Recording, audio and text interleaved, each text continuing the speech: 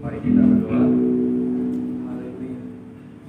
Sungguh benar Bapa, kami bersyukur pada malam hari ini kami boleh diberikan kesempatan Tuhan untuk berbakti, memuliakan nama-Mu Tuhan, meninggikan Engkau Tuhan.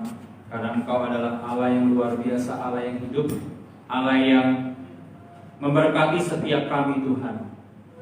Kami bersyukur Tuhan pada malam hari ini kami boleh diberikan kesehatan Tuhan, sehingga kami juga boleh menikmati akan hadirat-Mu Tuhan. Biarlah Tuhan firman-Mu ini pada malam hari ini boleh menjadi rema di dalam kehidupan kami Tuhan. Amin. Sucikan dan kuduskan setiap kami Tuhan, sekali lagi Tuhan, dengan kuasa darah-Mu Tuhan Yesus. Layakan kami ya Tuhan. Jika ada kuasa iblis yang mencoba mengambil firman-Mu Tuhan, benih-benih firman-Mu hancurkan di dalam nama Tuhan Yesus. Darah Yesus Kristus berkuasa dan Roh Kudus berkarya di tengah-tengah kami sampai akhirnya. Terima kasih ya Bapak. Di dalam nama Tuhan Yesus kami siap mendengarkan sabda firman-Mu. Amin. Silakan duduk saudaraku. Puji Tuhan, pada malam hari ini sungguh bersyukur ya saudara. Ada amin? Amin ya, puji Tuhan. Ya, pada malam hari ini saya bersyukur ya boleh diberikan kesempatan untuk membawakan firman Tuhan pada malam hari ini ya. Dan saya juga berdoa kepada Tuhan, firman Tuhan apa yang hendak ingin disampaikan ya saudara. Puji Tuhan, tetapi Tuhan mengarahkan saya untuk kita merenungkan firman Tuhan dengan topik adalah akhir zaman saudara ya. Puji Tuhan ya. Nah saudaraku, jikalau saudara mendapatkan satu pesan Tuhan, yaitu akhir zaman ya, apa yang ada di benak saudara? Bahagia, takut, atau biasa-biasa aja? Kangen apa nih? Kangen Kedatangan Tuhan. Oh, kangen kedatangan Tuhan. Luar biasa. Ada lagi saudara? Atau takut?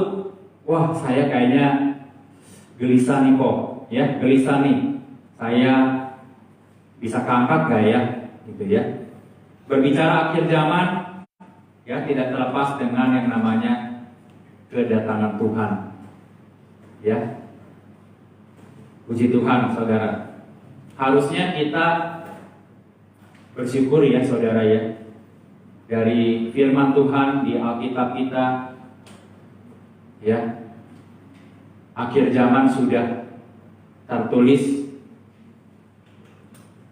ya, sehingga kita boleh mempersiapkan diri. Amin. Amin. Amin ya, puji Tuhan. Ya. Kita akan sama-sama baca di firman Tuhan di 1 Tesalonika 4 ayat 15 sampai 18. Ya, saya akan menjelaskan sedikit berkaitan dengan proses kedatangan Tuhan. Ya, jadi saya tidak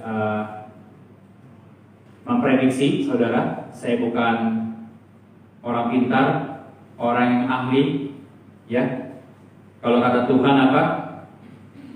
Di Matius 24 ayat 34, sebelum kita masuk ke 1 Tesalonika 4, kita buka sama-sama di Matius 24 ayat 36. Ya, boleh dibantu? Sebelum gambarnya dimunculkan, boleh ini dulu ya. Matius 24 ayat 36.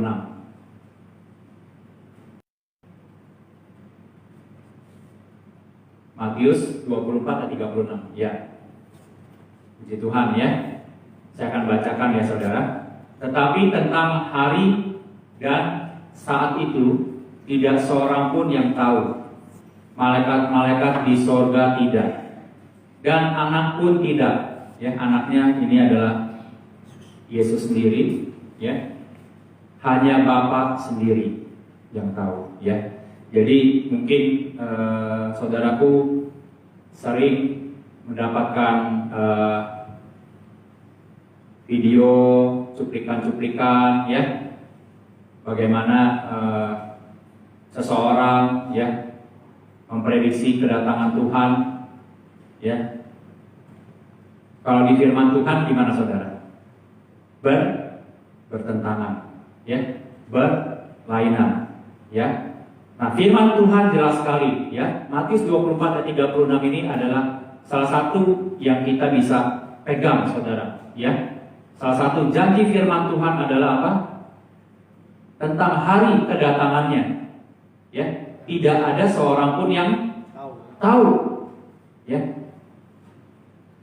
Yang kita bisa tahu apa, saudara?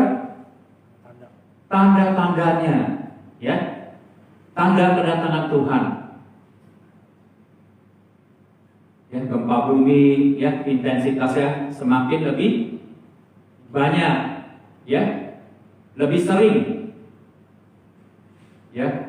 Banyak nabi-nabi palsu bermunculan, ya, mengajarkan ajaran-ajaran yang tidak sesuai dengan firman Tuhan, ya. Dulu tahun berapa, ya? Tahun 2000, kalau nggak salah 2004, ya, kalau nggak salah, ya. Dulu pernah saya dengar ada pendeta yang dari Bandung, ya, itu kasih tahu persis, ya, tanggalnya, ya, harinya, ya, kedatangan Tuhan. Sampai akhirnya dia membawa jemaat, ya. Saya nggak tahu berapa jumlahnya, tapi saya dengar kurang lebih ada 100 orang, ya. Dan akhirnya disuruh jual harta, ya. Disuruh jual harta, disuruh jual kekayaannya, ya, karena Tuhan Yesus mau datang. Apa yang terjadi, saudaraku? Yang datang bukannya Tuhan Yesus, yang datang polisi, saudara. Ya, jadi dia menghasut banyak, ya, jemaat, akhirnya di penjara, ya, pendetanya. Dan jemaatnya gimana, saudara? Ada yang gila, ya, karena kekayaannya udah dijual semua, ya. Puji Tuhan, hari ini saya mau meluruskan bagaimana kita sebagai jemaat Gereja Sidang Jemaat Allah, ya, memiliki doktrin, ya, ajaran, ya, yaitu adalah kedatangan Tuhan Yesus, ya, sebelum Antikris datang, ya, sebelum masa 7 tahun kesusahan itu datang, saudara. Ya, puji Tuhan, ya. Kita akan lihat itunya, gambarnya, boleh tim IT, gambarnya boleh dimunculkan. Jadi proses kedatangan Tuhan, saya mau kasih gambaran ke saudaraku, ya. Kalau boleh ada catatan, boleh ada alat tulis, boleh digambar, ya. Ini penting, saudara, ya. Puji Tuhan. Nggak kelihatan, ya, saudara, ya? Nggak kelihatan, ya?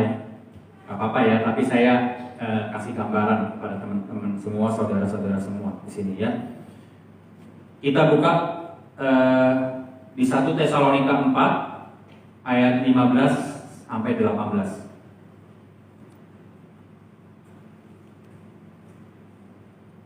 Ada yang sudah dapat? 1 Tesalonika 4 ayat 15 sampai yang ke-18. Sudah, ya? Saya bacakan, ya, saudara. Ini kami katakan kepadamu dengan firman Tuhan, kita yang hidup, yang masih tinggal sampai kedatangan Tuhan, sekali-kali tidak akan mendahului mereka yang meninggal. Sebab pada waktu tanda diberi, yaitu pada waktu penghulu malaikat berseru dan sangkakala Allah berbunyi, maka Tuhan sendiri akan turun dari sorga. Dan mereka yang mati dalam Kristus akan lebih dahulu bangkit. Ya, jadi anak-anak Tuhan, orang-orang Kristen yang percaya kepada Kristus, yang matinya masih memiliki iman kepada Dia, akan dibangkitkan. Ya. Sesudah itu ayat ke-17, kita yang hidup, ya, yang masih tinggal di dunia ini, ya, di bumi ini, akan diangkat bersama-sama dengan mereka dalam awan menyongsong Tuhan di angkasa. Demikianlah kita akan selama-lamanya bersama-sama dengan Tuhan. Puji Tuhan. Ya. Ayat yang ke-17, saudara bisa tekankan lagi di situ, ya. Maka Tuhan sendiri yang akan turun dari sorga, dan mereka yang mati dalam Kristus akan lebih dahulu bangkit, ya. Dan kita yang masih tinggal akan diangkat bersama-sama dengan mereka dalam awan menyongsong Tuhan di angkasa. Jadi kedatangan Tuhan itu tidak injak bumi, saudara. Yang dikatakan adalah rapture, kedatangan Tuhan menjemput kita yang masih hidup, yang percaya kepada Kristus, dan yang mati di dalam Kristus, dibangkitkan bersama-sama, diubahkan dengan sekejap mata. Tubuh kita bukan lagi menjadi tubuh jasmani seperti ini yang kita bisa pegang, yang bisa sakit dan bisa dengan segala kelemahannya, diubahkan sekejap mata menjadi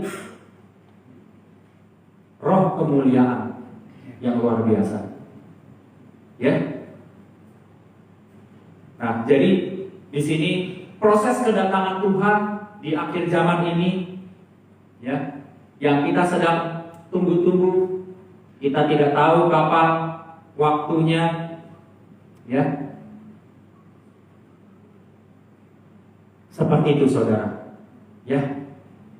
Jadi pengangkatan gereja, yaitu kita sebagai anak-anak Tuhan, ya.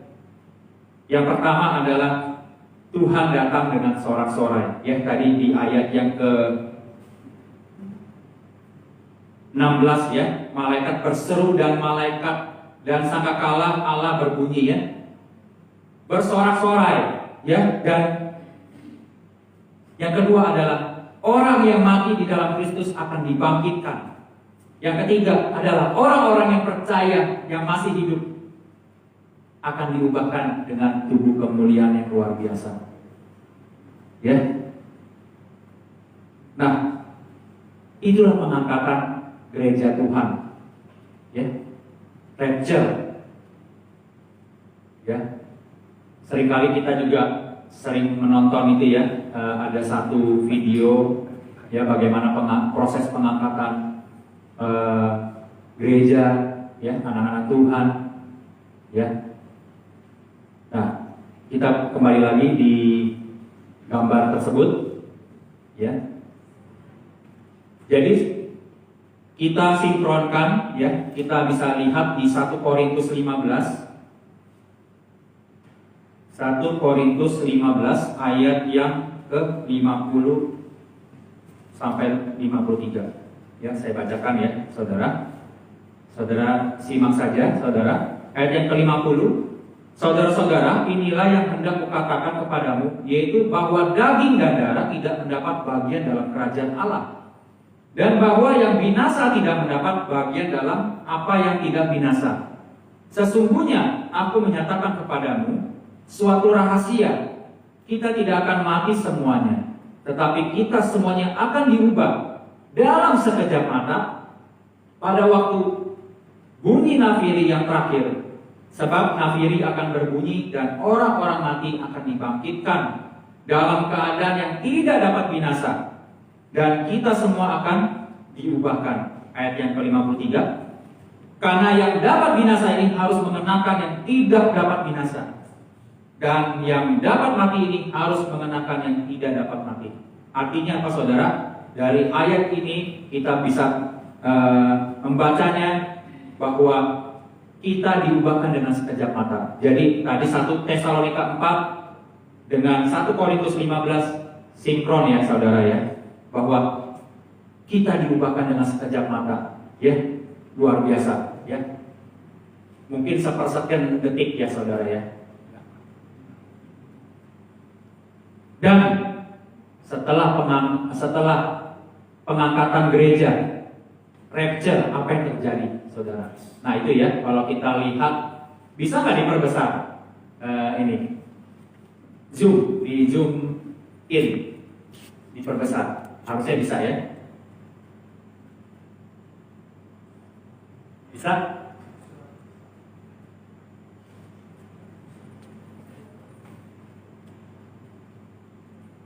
Nah, kita mulai dari gambar salib ya. Nah, puji Tuhan ya, puji Tuhan. Bisa ke bawah? Yes, yes.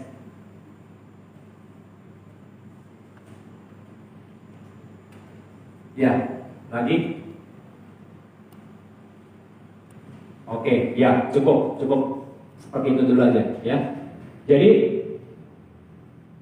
perjanjian lama yaitu adalah bangsa Israel ya, sampai akhirnya Yesus mengorbankan nyawanya ya di atas kayu salib, disebut dengan penyaliban, dan pada hari ketiga Yesus Kristus bangkit ya, dan akhirnya masuk di dalam perjanjian baru ya. Kita sekarang masuk di dalam perjanjian baru ya. Di mana di sini ya, kita tidak tahu waktunya kapan ya. Kita masuk yang namanya adalah perjanjian baru, dan kita sudah ada di akhir zaman ya. Jadi saudaraku, tinggal dipersiapkan saja ya. Hidup kita ya, kerohanian kita di dalam Tuhan, di dalam Kristus ya. Dan di situ adalah ada panah ke atas, yaitu adalah pengangkatan gereja. Ya, pengangkatan gereja. Yang tadi saya sudah bacakan di 1 Tesalonika 4 dan 1 Korintus 15. Di situ kita diangkat menyongsong Tuhan di angkasa. Ya. Luar biasa ya. Orang yang mati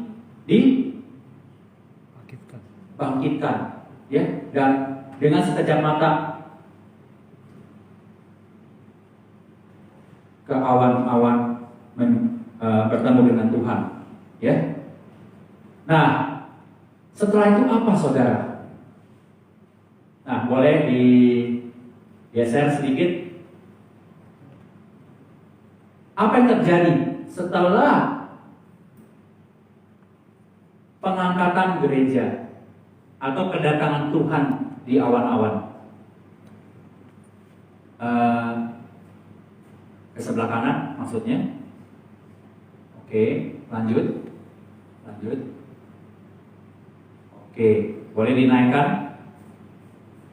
Oke, nah, jadi tahapan selanjutnya saudara ya, akan masuk yang namanya masa 7 tahun kesusahan besar ya. Teman-teman, saudaraku bisa lihat di situ ada 7 tahun masa kesusahan besar yang sudah dinubuatkan di kitab Wahyu ya.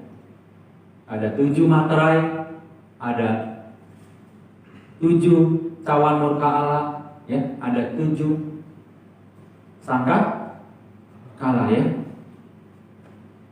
Jadi 7 tahun itulah Ya. Kesusahan besar itu luar biasa. Lebih daripada yang hari ini, ya. Hari ini mungkin ada COVID, ada yang virus yang lain, ya. Di China baru-baru aja muncul lagi virus yang baru, ya, setelah COVID. Ya, saya lupa namanya apa, ya. Bermunculan lagi, saudaraku. Tapi ini luar biasa. Kalau kita baca di kitab Wahyu, ya, di dalam 7 tahun masa kesusahan besar itu sangat-sangat kalau secara manusia sangat menakutkan, ya, sangat menakutkan, ya. Nah, saya kasih gambaran bahwa di Wahyu 6, ya, saudaraku bisa membukanya, nanti membacanya di rumah, mulai dari Wahyu 6, ya, sampai Wahyu yang namanya Wahyu 19, ya. Wahyu 19, ya. Itu adalah masa-masa 7 tahun kesusahan besar, ya. Antikris muncul di situ, menyatakan aksi damai. Ya, sekarang banyak ya negara-negara perang, ya. Ya. Negara Amerika, China, perang dagang, ya. Dan dengan sekutu-sekutunya, ya. Nah, ini akan menjadi tanda bahwa kita tahu, ya, bahwa Tuhan Yesus akan datang segera, ya. Nah, apa yang terjadi, saudara, setelah 7 tahun selesai? Ya, Tuhan Yesus datang injak bumi, saudara. Ya, ada amin? Amin. Kita sudah bersama-sama dengan Tuhan, ya. Kita sudah melewati yang namanya 7 tahun masa kesusahan besar. Ya, kita tidak kena, ya, bencana ataupun malapetaka itu, ya, sehingga kita bisa katakan kita menerima sukacita yang besar, ya. Nah, 7 tahun masa kesusahan besar itu setelah selesai, ya, kita bisa lihat bahwa Tuhan Yesus datang yang kedua kalinya menginjak bumi. Ya, kita bisa lihat di Kisah Para Rasul 1 ayat yang ke-11. Ya. Yesus terangkat ke sorga, ya, perikopnya, ya. Nah, waktu itu ditanyalah murid-muridnya, Tuhan, maukah engkau pada masa ini memulihkan kerajaan bagi Israel? Jawabnya, engkau tidak perlu mengetahui masa dan waktunya, yang ditetapkan Bapa sendiri menurut kuasanya. Ya, saya lompat saja di ayat yang ke-11, dan berkata kepada mereka, ya, Yesus berkata kepada murid-muridnya, hai orang-orang Galilea, mengapa kamu berdiri melihat ke langit? Yesus ini yang terangkat ke sorga meninggalkan kamu, ya, akan datang kembali dengan cara yang sama seperti kamu melihat dia naik ke sorga, ya. Dia akan datang kembali dengan cara yang sama seperti kamu melihat dia naik ke sorga. Artinya apa? Dia menginjakkan kakinya di bumi. Dia benar-benar datang ke dunia ini. Ngapain, saudara? Disitulah terjadi perang Armageddon. Ya, perang Armageddon, ya, bahwa Yesus datang yang kedua kalinya, ya, benar-benar dengan orang kudusnya, ya, melawan kuasa iblis, melawan si jahat, ya. Yang pasti adalah Kristus menang, ya, atas kuasa iblis. Amin. Amin. Ya, puji Tuhan. Ya, teman-teman, saudaraku juga bisa melihat di kitab Yudas, ya. Kitab Yudas itu sebelum kitab Wahyu, ya. Pasalnya cuma 1, saudara, ya.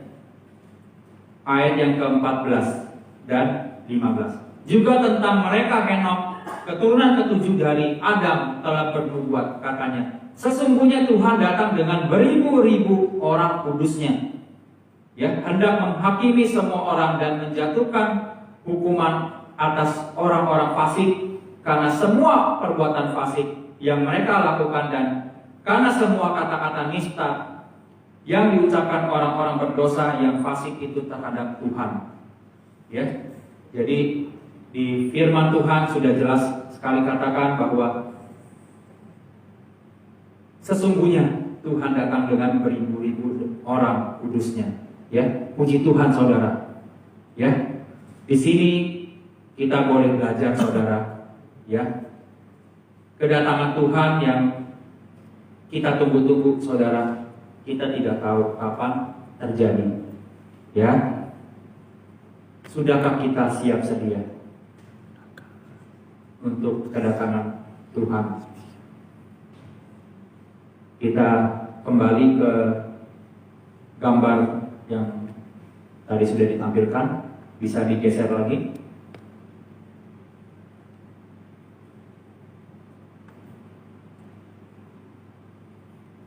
Ya, puji Tuhan. Jadi kedatangan Tuhan Yesus di dunia ini, ya, ke bumi ini, ya, Kristus menang atas maut, Kristus menang atas kuasa iblis, ya, iblis dimasukkan di dalam apa, saudara? Lubang yang tidak ada ujungnya, saudara. Ya, itulah masuk di dalam namanya kerajaan 1000 tahun, saudara. Ya, kerajaan 1000 tahun. Kita sebagai orang-orang kudusnya bersama dengan Tuhan Yesus, kita masuk di dalam kerajaan 1000 tahun. Ya, kerajaan yang penuh dengan sukacita, ya, penuh dengan damai. Ya, puji Tuhan. Ya. Nah, tahap selanjutnya, saudara, ya, setelah kerajaan 1000 tahun, apa yang terjadi, saudara? Ya, di kitab 2 Petrus 3 ayat yang ke-10. Tetapi hari Tuhan akan tiba seperti pencuri. Pada hari itu langit akan lenyap dengan gemuruh yang dahsyat dan unsur-unsur dunia akan hangus dalam nyala api, dan bumi dan segala yang ada di atasnya akan hilang lenyap. Setelah kerajaan 1000 tahun, apa yang terjadi, saudaraku? Pemusnahan dunia, ya, bumi dan segala isinya maupun mungkin Andromeda, ya, ya, tata surya, ya, kalau saintis katakan tata surya akan dilenyapkan, saudara. Dan terakhir adalah kerajaan, ya, Yerusalem baru. Penghakiman terakhir, ya, manusia akan dihakimi satu persatu, ya, termasuk juga kuasa iblis, ya, Amen. akan dilemparkan ke dalam neraka yang dahsyat itu, ya. Dan terakhir adalah kita masuk ke dalam kekekalan sorga dan dunia yang baru, yaitu apa, saudara? Yerusalem yang baru, saudara. New Jerusalem. Yang hari ini adalah Yerusalem di Israel itu adalah Yerusalem yang lama, saudara. Ya, bisa kita lihat di mana, saudara? Di kitab Wahyu 21 ayat yang pertama dan kedua. Lalu aku melihat langit yang baru dan bumi yang baru. Sebab langit yang pertama dan bumi yang pertama telah berlalu. Ini bumi yang kita injak hari ini, itu adalah bumi yang akan berlalu, saudara. Ya. Dan laut pun tidak ada lagi.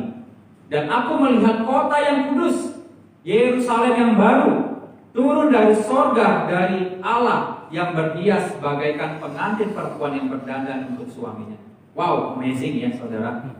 Yerusalem yang baru turun dari sorga, yang dipastikan adalah berkilau-kilauan. Ya, puji Tuhan saudara. Inilah tahapan doktrin daripada GSDA, ya, bahwa kedatangan Tuhan Yesus sudah dekat, saudara. Amin. Ya, sudahkah kita siap sedia?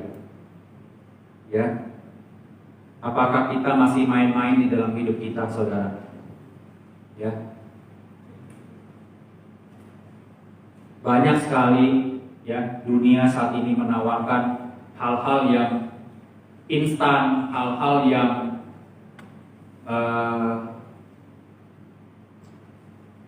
membuat orang bisa jatuh di dalam dosa. Ya, saya sebut saja misalkan contoh media sosial, ya, begitu gampang kita bisa mengakses ya dunia maya, ya, video-video, cuplikan-cuplikan, ya, itu tantangan saudara, ya. Nah, kalau kita sedang menonton cuplikan yang mungkin tidak baik, ya, yang bisa membuat kita jatuh di dalam dosa, ya. Lalu Tuhan Yesus datang, bagaimana saudara? Tak angkat saudara, ya. Nah, mungkin juga kita mengakses, ya, media sosial ataupun main game, ya.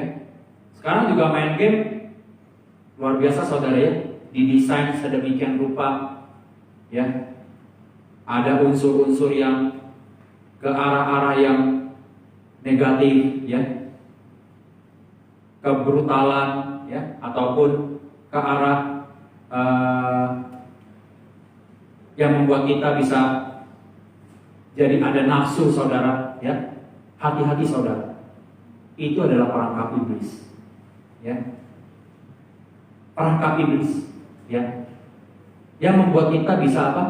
Jatuh di dalam dosa, ya, jatuh di dalam dosa, ya. Ada juga seringkali kita menjadi maniak saudara, ya. Maniak apa? Main game saudara, ya, main game terus, ya. Hati-hati saudara, ya. Sebentar-sebentar main game, ya. Kerjaan gak diurus, ya. Pelayanan mungkin jadi gak efektif, ya. Itu saudara perangkap iblis, ya.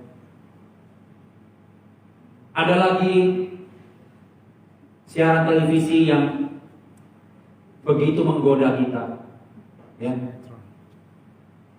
Seringkali kita apa saudara? Udah lupa saudara baca firman Tuhan, lupa saat teduh, ya. Padahal itulah yang penting saudara, ya. Kita sudah lebih mengutamakan apa saudara? TV saudara. Ya, artis ini nih lagi main nih, ya, lagi main nih sinetron ini nih, ya.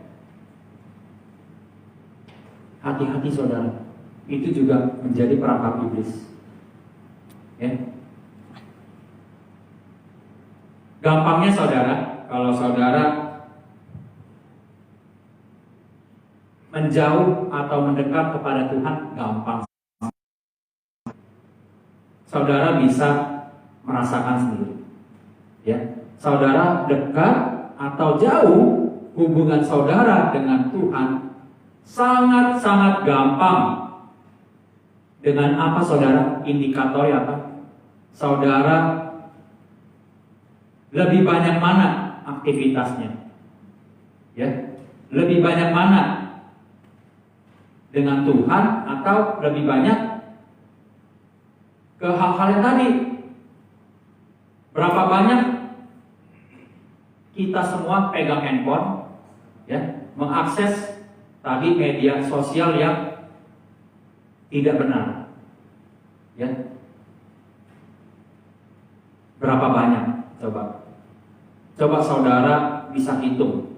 Sehari saudara pegang handphone untuk yang tadi tuh, ya, berapa banyak? Kalau ada yang aplikasi yang bisa menghitung seperti itu, bagus juga ya. Wah, ternyata saya hari ini pegang handphone, ya, melihat browsing atau apa. Contoh 12 jam secara total, misalkan dari pagi mulai kita bangun sampai tutup mata tidur. Misal contoh kita bisa tahu, oh ternyata saya 12 jam ya akses ya, berarti saya kurangin ya. Ternyata kan enggak ya saudara ya, enggak ada ya, belum ada aplikasi itu ya.